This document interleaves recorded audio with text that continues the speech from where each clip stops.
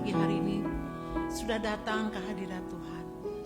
Kami rindu memuji-muji nama Tuhan. Dan biarlah melalui pujian ini sebagai ungkapan rasa syukur, hormat pujian kami kepadamu. Saatnya Tuhan, kami akan merenungkan firman Tuhan. Berbicaralah, kami siap mendengarkan. Kami bagikan bejana yang siap diisi oleh firman Tuhan. Di dalam namamu Yesus kami berdoa. Amin. Silakan duduk Bapak Ibu jemaat sekalian yang terkasih.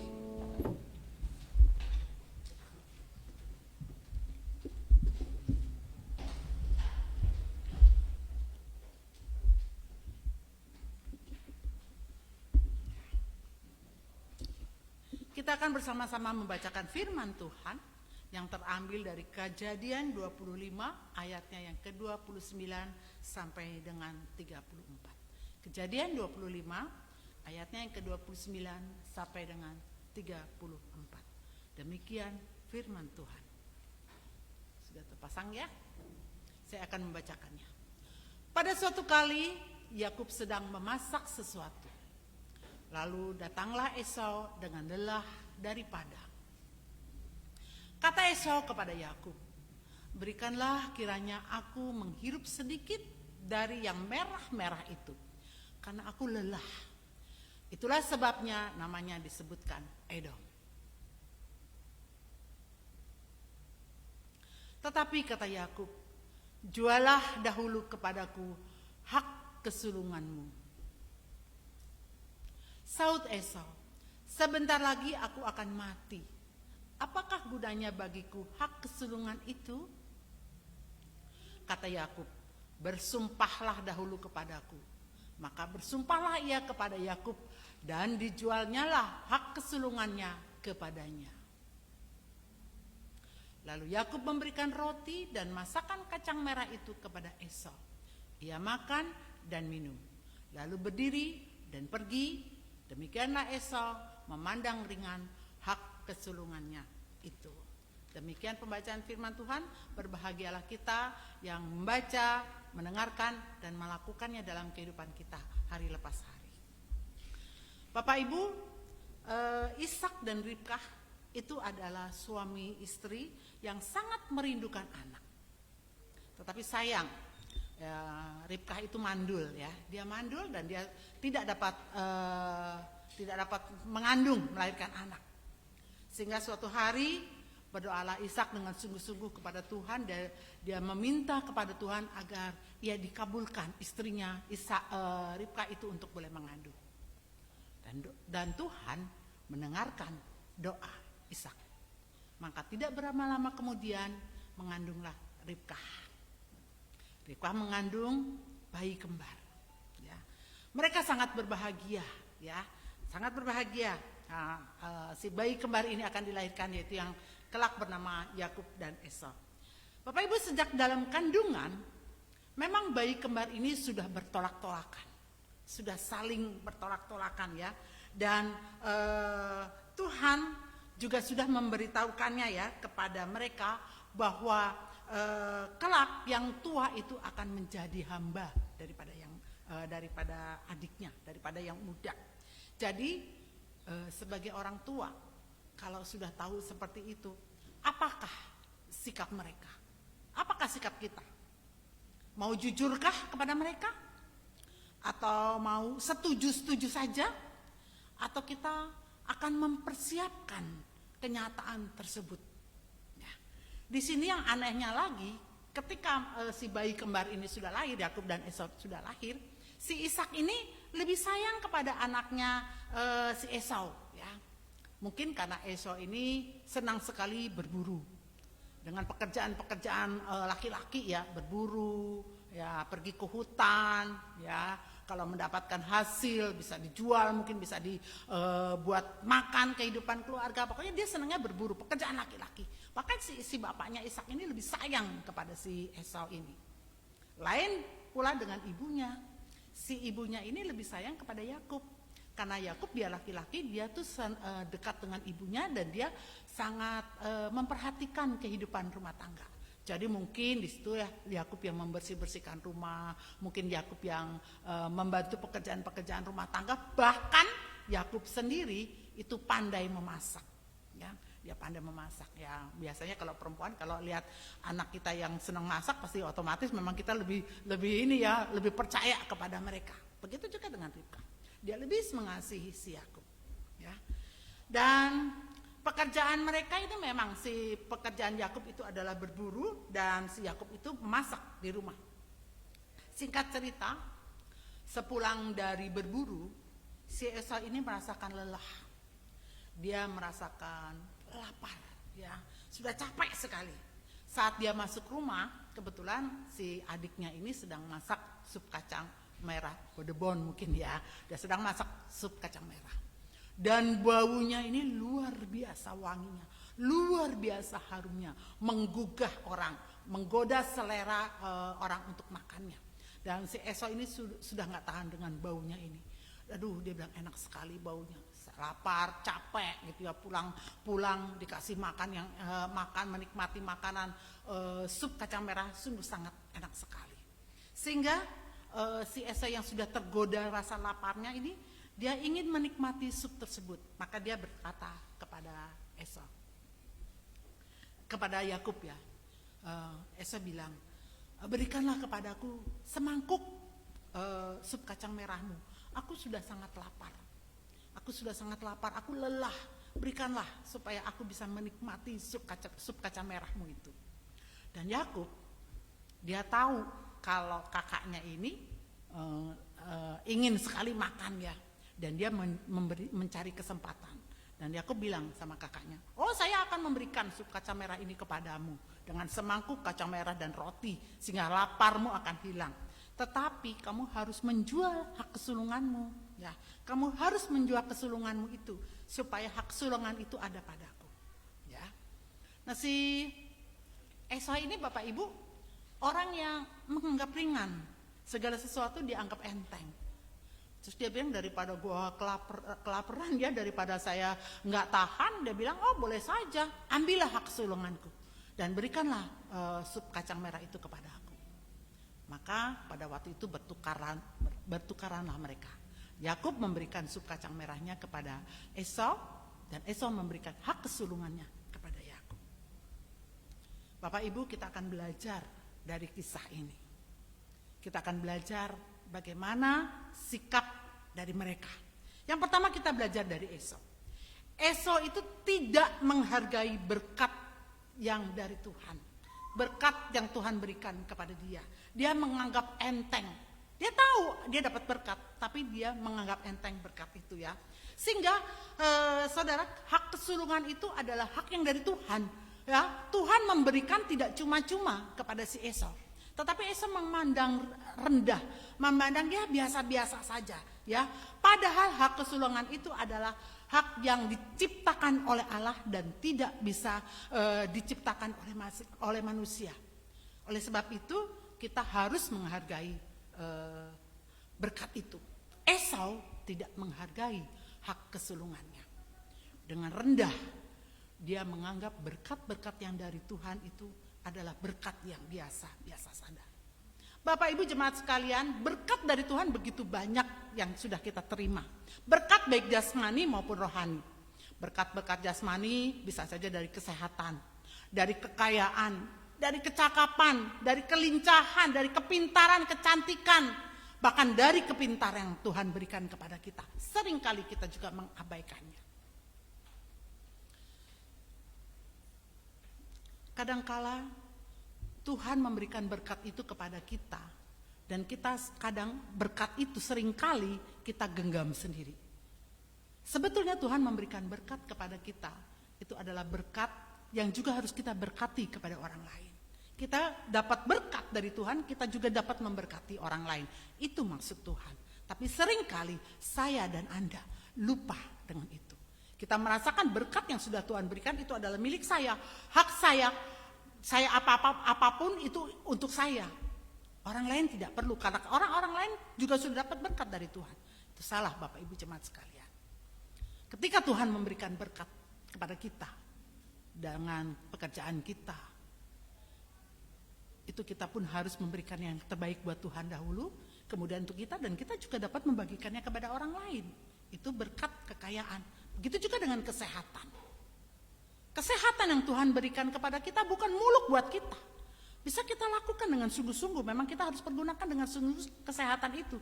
Tetapi kesehatan itu pun juga dapat kita berikan kepada orang lain. Contohnya misalnya ada donor darah, itu artinya kesehatan yang Anda berikan, yang diberikan oleh Tuhan dapat Anda salurkan juga kepada orang lain. Jadi semua berkat yang Tuhan berikan itu bukan melulu untuk kita, tetapi juga untuk orang lain. Tanpa kita melihat apakah orang itu sudah dapat berkat. Kadang-kadang kita suka berpikir seperti itu ya. Saya sudah dapat berkat, kan kamu juga sudah dapat berkat dari Tuhan. Kita sama-sama dapat berkat. Mungkin porsinya berbeda. Itu urusan Tuhan, bukan urusan saya. Jadi lakukanlah berkat-berkat itu, hak-hak kita sendiri. Belajarlah hari ini, kita boleh melihat bagaimana berkat-berkat yang Tuhan berikan kepada kita itu adalah berkat-berkat juga untuk orang lain. Bahkan kecantikan. Ada orang yang sudah diberikan wajah dengan sebegitu baik, tetapi tidak puas. Ya, hidung yang sudah mancung dimancungin lagi, ingin seperti Pinocchio mungkin ya, seperti itu berkat-berkat ya. Itulah berkat-berkat yang Tuhan berikan kepada kita, tapi seringkali kita lalai, seringkali kita lupa dengan berkat-berkat itu. Kepintaran yang Tuhan berikan kepada kita seringkali hanya melulu buat kita. Saya sudah pintar, kamu memang diciptakan jadi orang bodoh. Tidak, Tuhan memberikan kepintaran kepada kita, dan kepintaran itu harus kita tularkan kepada orang lain. Ya, sehingga mereka pun juga sama-sama mendapatkan berkat daripada Tuhan melalui kepintaran. Itu berkat-berkat jasmani. Bagaimana dengan berkat-berkat rohani? Saudara punya iman, itu iman dari Tuhan. Berkat iman yang Tuhan berikan kepada kita harus kita perjuangkan, harus kita tahankan, bahwa Yesus satu-satunya juru selamat kita. Bahkan berkat pelayanan pun yang Tuhan berikan kepada kita seringkali pun kita abaikan. Ayo Bu A, Ibu tuh bisa nyanyi, mari ikut bantu kami dalam pelayanan menjadi singer. Ayo saudara A, saudara B, Anda pintar, bisa bercakap-cakap dengan baik, jadi membantu kami di pelayanan sebagai liturgis. Oh belum, saya belum waktunya, saya belum bisa. Kalau saya berdiri di depan, saya bisa ngomong, memang Bapak Ibu cuma sekali saya bisa ngomong. Tetapi kalau saya berdiri di depan mimbar, kaki saya ini gemeter. Mulut saya kaku. Saya belum bisa, saya belum bisa jadi singer. Saya kalau nyanyi di depan, mungkin suara saya bisa jadi fals. Ingat Bapak Ibu, omongan Bapak itu bisa didengar Tuhan. Tuhan mendengar. Kalau benar-benar dikasih gemeter kakimu bagaimana? Kalau benar-benar kamu gak bisa ngomong bagaimana? Kalau benar-benar kita tidak bisa menyanyi bagaimana? Suara saya bukan suara yang indah. Saya tahu persis. Saya kalau nyanyi sendiri diketawain sama Pak Yopi. Katanya dengan kentutnya aja masih bagusan kentut ya, katanya gitu ya. Masih bagusan gitu. Saya tahu suara saya tidak baik. Dan saya mau belajar. Dan ketika saya belajar, saya pun belum mendapatkan nilai yang terbaik. Tapi saya mau terus memuji Tuhan. Maaf, saya bukan menyombongkan diri, tapi ini berkat yang Tuhan berikan. Makin lama, karena kita sering menyanyi, suara pun tidak akan menjadi yang jelek, akan tetap jelek. Anda yang pandai berbicara, pergunakanlah waktu untuk boleh melayani Tuhan. Kesempatan itu Tuhan berikan pada saatnya. Dan ketika Anda menolak untuk menyalurkan, memberikan berkat, memberikan talenta-talenta Anda kepada orang lain untuk mempermuliakan nama Tuhan, Tuhan pun akan hentikan pelayanan Anda, pekerjaan Anda. Jadi lakukanlah berkat-berkat yang Tuhan berikan, baik jasmani maupun rohani, lakukanlah dengan sungguh-sungguh hanya untuk memuliakan nama Tuhan. Dan niscaya Tuhan akan memberikan berkat-berkat itu semakin dilipat gandakan oleh Tuhan. Berkat-berkat itu harus disyukuri Bapak Ibu sekalian. Seberapapun Anda mendapatkan berkat itu. Ya. Saya dulu bekerja sebagai guru di sekolah di Jakarta dengan gaji yang cukup baik. Ketika saya pensiun, saya tidak mendapatkannya lagi. Dan saya harus mengajar di tempat sekarang. Salary yang diberikan oleh sekolah itu 1/10 dari sekolah yang lama. Dan saya mensyukuri itu. Dan ketika saya mensyukuri, saya merasakan tak berkekurangan yang Tuhan berikan. Ya, saya cukup segini, cukup, dikasih banyak juga cukup, bahkan mungkin dikasih lebih banyak lagi saya akan merasa kekurangan. Itu kalau kita tidak mensyukuri berkat Tuhan. Syukurilah berkat apapun yang Tuhan berikan kepada kita. Dan Tuhan pasti akan melipat gandakan berkat-berkat itu. Bapak Ibu jemaat sekalian, agar berkat kita itu menjadi berguna bagi kita, agar berkat itu menjadi berguna bagi orang lain, agar berkat itu dapat kita rasakan bersama-sama, layanilah orang lain.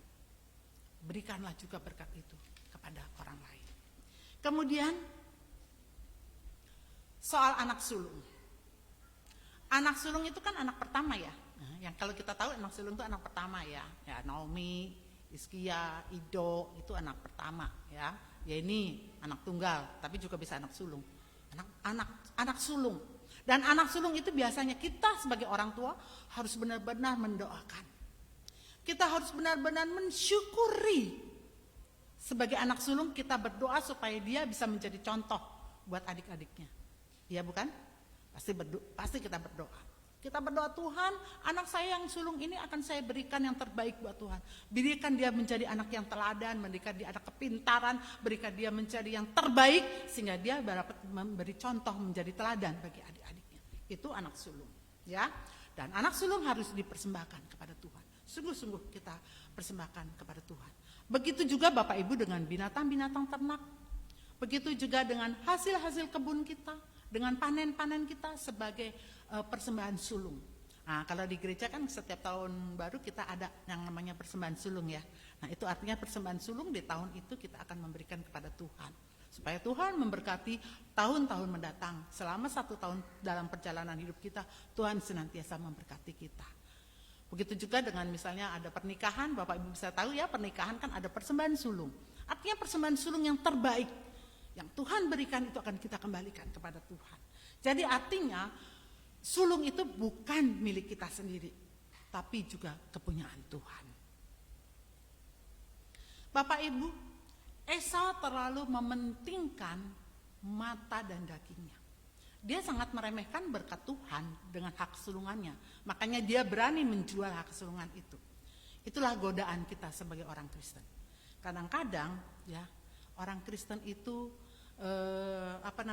dapat dia dengan mudah menghinakan dirinya hanya untuk kesenangan duniawi. Camkanlah itu anak-anak muda. Bagaimana hidupmu masih panjang. Hidup sesuai dengan firman Tuhan. Belajar mensyukuri, belajar mempertanggungjawabkan hakmu sebagai anak Tuhan. Jangan mudah tergoda dengan keduniawian. Mungkinkah imanmu? Mungkinkah pekerjaanmu? Ya, kamu di posisi sedang bekerja di tempat yang biasa-biasa saja, tetapi kamu ingin mendapatkan pekerjaan yang lebih baik lagi, akhirnya kamu sikut sana, sikut sini. Itu tidak dikehendaki Tuhan. Tuhan akan memberikan semua sesuai dengan waktunya, sesuai dengan rencananya. Kita belajar dari Esau. Kita juga mau belajar dari Yakub. Yakub, Bapak Ibu, jemaat sekalian, dia itu sungguh-sungguh menghargai dan dia tahu artinya hak sulungan. Dia percaya benar, dia yakin benar hak sulungan itu adalah berkat yang Tuhan berikan kepada orang. Ya, dia tahu. Tetapi Yakub menyalahartikannya. Dia ingin ambil hak itu. Makanya dia berani bilang sama saudara kembarnya, jual dulu. Kamu kasih hak kamu dan saya berikan masakan saya ini. Orang yang percaya dengan berkat Tuhan itu baik. Tetapi kalau menyalahgunakan berkat-berkat orang lain buat kita, itu juga salah. Ya, karena Tuhan tidak memberikan berkat itu salah kepada tempat-tempatnya. Saya punya satu cerita, teman saya dulu di sekolah, suaminya masuk penjara karena ditipu oleh teman-temannya. Teman-teman sepermainannya dari kecil sampai dia besar, mereka bikin usaha sama-sama, ya, bensin, jual beli bensin, ya, ditipu sama teman-temannya. Sehingga dia akhirnya harus masuk penjara karena harus mempertanggungjawabkannya kepada kalau nggak salah kepada Pertamina gitu ya. Teman-temannya kabur. Dia masuk penjara. Waktu itu dia hanya bilang sama istrinya, temannya istrinya ini namanya Ibu Jojor ya. Dia bilang, kamu di rumah bilang sama anak-anak kalau papa pergi kerja keluar kota. 3 tahun kalau nggak salah di penjara. Keluar kota. Bilang saja begitu. Dan suami istri ini adalah suami yang sangat, keluarga yang sangat teladan. Saya salut kepada mereka. Mereka orang biasa saja. Pendidikan mereka pun biasa saja.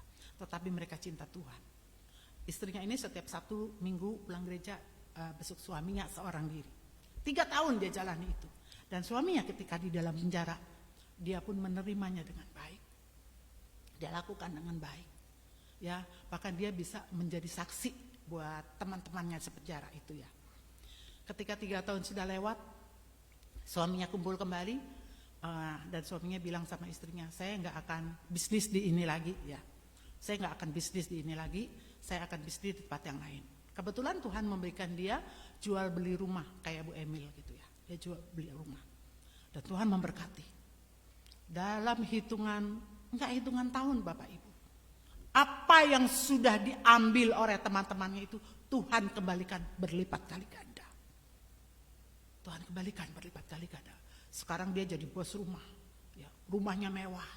Istrinya harus keluar, istrinya disuruh keluar dari sekolah ya. Karena dia punya perusahaan kecil-kecilan dan istrinya harus membawahi itu. Siapa sangka S1 aja mungkin gak tamat. Tapi dengan setia Tuhan dia lakukan apa yang sudah terjadi. Dia lakukan dengan sungguh-sungguh dan dia bersyukur kepada Tuhan. Tuhan lipat gandakan. Dia tidak menyerobot berkat orang lain. Bahkan berkatnya diambil sama orang lain. Dia tidak. Dia lakukan itu semua dengan sungguh-sungguh. Bapak Ibu, jika kita kuat, jangan memanfaatkan kelemahan orang lain. Yakub memanfaatkan kelemahan kakaknya. Bahwa dengan satu mangkuk sup kacang merah, dia bisa membeli hak kesulungan kakaknya. Kemudian kita juga mau belajar dari Ishak dan Ribkah. Mereka adalah orang tua yang pilih kasih ya. Satu sayang kepada A, satu sayang kepada B. Begitu juga dengan kita. Mungkin tanpa kita sadari, kita lebih mengasihi si A, anak-anak kita. Kita lebih mengasihi si B, anak kita. Karena si B lebih penurut. Karena si B lebih sayang. Karena si B lebih senang di rumah. Wah, kalau si A itu main terus, pulang malam, bahkan bisa pulang pagi. Bapak Ibu, semua anak berharga di mata Tuhan. Semua anak yang sudah Bapak Ibu diberikan kepada Tuhan adalah titipan. Dan kita harus mempertanggungjawabkan anak-anak tersebut di hadapan Tuhan kelak nantinya. Ada satu cerita. Seorang peternak kambing. Ketika dia punya 1 ekor kambing, dia bilang sama Tuhan, Tuhan kasih saya berikan saya sepasang kambing. Nanti saya akan mempertanggungjawabkan sepasang kambing ini. Benar Bapak Ibu, nggak lama lagi peternak ini punya sepasang kambing. Dan dia bilang, dia doa sama Tuhan, sepasang kambing ini Tuhan tolong supaya bisa beranak. Anaknya berapapun akan saya bagi sama Tuhan. Bagi sama Tuhan. Kalau misalnya dia beranak 4, berarti 2-2 ya. 2 buat saya, 2 buat Tuhan. Gitu. Kalau 2 ya berarti 1 buat saya, 1 buat Tuhan. Si peternak kambing itu bilang begitu. Kemudian dia menjaga kambing ini dengan baik. Dua-duanya dia jaga. Dua-duanya dia beri makan. Dua-duanya dia rawat dengan baik. Sepasang ini. Dia tidak pilih kasih kepada binatang-binatang ini ya. Hingga beberapa waktu kemudian kambing ini bunting ya, hamil ya. Dia tunggu terus. Gak lama lagi Baning ini beranak.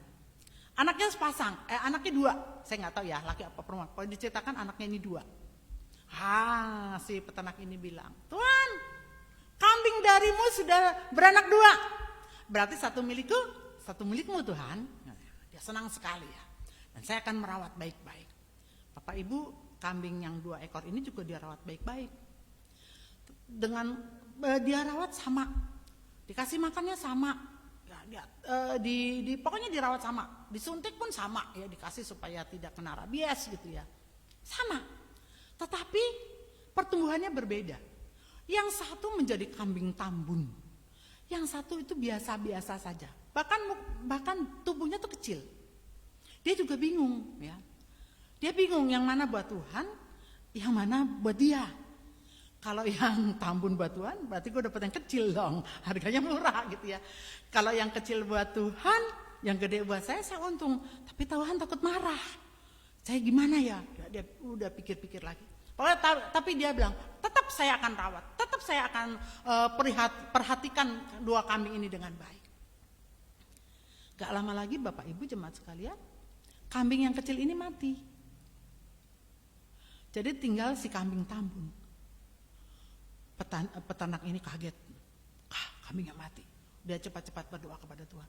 Tuhan, saya mau cerita, kambing punyamu mati. Kambing milikmu mati. Jadi yang gede itu yang punya aku gitu ya. Bapak Ibu di sini hanya satu cerita kiasan ya. Tetapi seringkali kita juga seperti itu.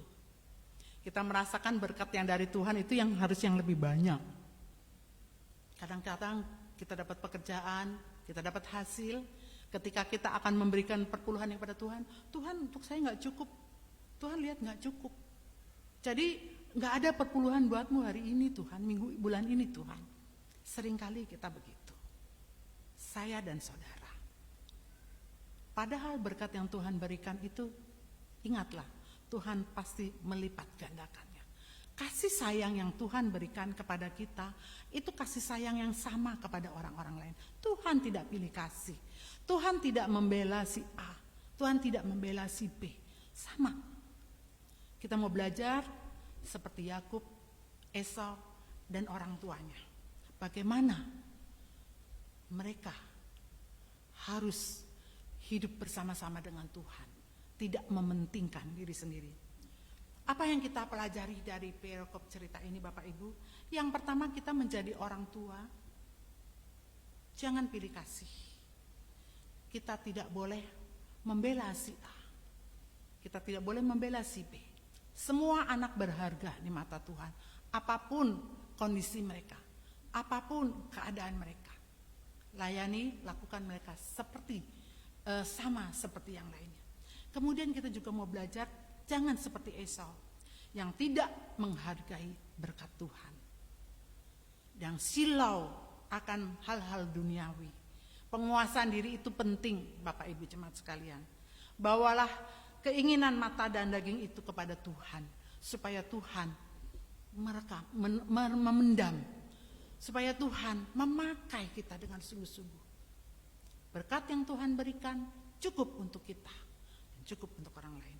Dan janganlah menghalalkan cara untuk sukses, tetapi hiduplah dengan apa yang sudah Tuhan berikan kepada kita.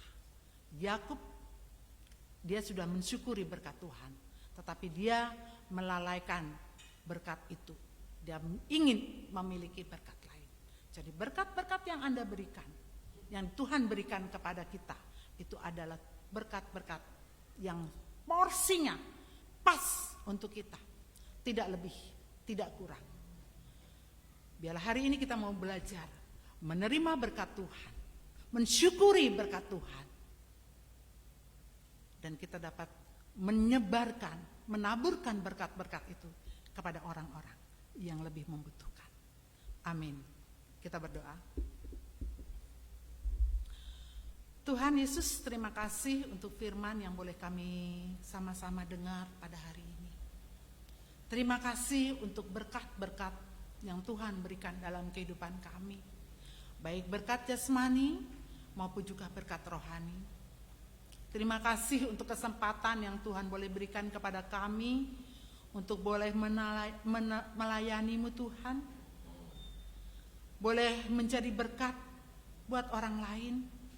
Apa yang sudah kami lakukan dalam kehidupan kami, khususnya bergereja di tempat ini, biarlah ini juga boleh menjadi pelayanan kami yang sungguh-sungguh untuk mempermuliakan nama Tuhan, mensyukuri berkat yang Tuhan berikan kepada kami, dan kami belajar untuk taat menerima berkat-berkat daripada Tuhan. Hak kesulungan kami biarlah kami juga boleh berikan kepada Tuhan sesuai dengan tepat dan waktunya. Kami percaya Tuhan menolong, Tuhan memberkati kami. Hamba-Mu sudah berhenti berbicara, tapi biarlah firman ini terus boleh berbicara dalam setiap kehidupan kami dan dapat kami lakukan dalam kehidupan hari lepas hari. Terima kasih Bapa di surga untuk firman-Mu ini. Di dalam nama-Mu kami boleh berdoa. Amin. Ya, saya kembalikan. Maaf